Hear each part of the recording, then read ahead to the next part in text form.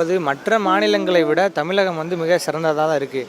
ஏன்னா மற்ற மாநிலங்கள் நீங்கள் உத்தரப்பிரதேசலாம் எடுத்துக்கிட்டிங்கன்னு பார்த்தீங்கன்னா, ஆண்டுக்கு எத்தனையோ பெண்கள் பாலியல் பலாத்காரம் செய்யப்படுகிறார்கள். அதே மாதிரி இன்னும் அதர் ஸ்டேட் பீகார், ஜார்க்கண்ட் இது எல்லா மாநிலத்தை விட நீங்கள் தமிழ்நாட்டை நீங்கள் கம்பேர் பண்ணுறப்ப அது சிறந்த மாநிலமாக தான் இருக்குது.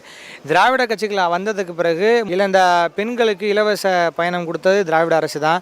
இன்னும் பெரும்பான்மையான மக்களுக்கு நல்ல உதவிகள் நலத்திட்டங்களை செஞ்சுட்டு இருக்காங்க. இப்போ இருக்கிறதுல ஸ்டாலின் ஆட்சி பெஸ்ட்டு தான் ப்ரோ. விஜய் சொல்கிறது தப்பு தான். அது நமக்கு வந்து இது ஒத்துக்கப்படலை. அதுதான் ப்ரோ. ஆக்சுவலாக நீங்கள் கேட்ட கொஸ்டின் வந்து கரெக்ட் தான். கட்சியை சார்ந்தே இல்லாமல் அவர் கட்சியை தாண்டி ஒரு ஹியூமனாக ஒரு புரட்டி போட்ட அரசியல். டிஎம்கே எடுத்திங்கன்னா அண்ணா, ஏடிஎம்கே எடுத்திங்கன்னா எம்ஜிஆர். ஸோ இவங்க 2 பேருமே புரட்டி போட்ட அரசியல்வாதிகள் அந்த டைமில். ஸோ நான் 63 சம்திங்கில் இயர் எனக்கு சரியாக தெரியல, ஓகேவா. அந்த டைமில் புரட்டி போட்டனால அதே மாதிரி இப்போ இருக்க சூழ்நிலை வந்து எந்த கட்சியும் சரியில்லை. அதனால் இவராக ஒரு கட்சி ஆரம்பித்து இவர் ஒரு மாற்று சக்தியாக உருவெடுத்துக்காக தான் அவர் அந்த அந்த கான்செப்டில் தான் அந்த மாநாடே ஆக்சுவலாக வந்திருக்கு. அது சில பேர் தெரியாமல் இந்த மாதிரி ஏடிஎம்கேலா டிஎம்கேலான்னு சொல்லிட்டுருங்க.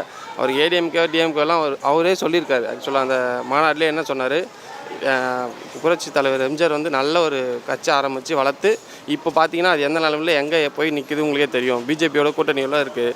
இது அவர் பார்க்கறதுக்கு ஆள் இல்லை, ஓகேவா. அதுதான் அவர் பேஸ் பண்ணி சொன்னார். ஃப்யூச்சரில் இவரும் வந்தார்னா கண்டிப்பாக பிஜேபியோட வச்சு தான் ஆகணும். அலைன்ஸ் போய் தான், ஏன்னா வேறு வழியில் ஆப்ஷன் இல்லை.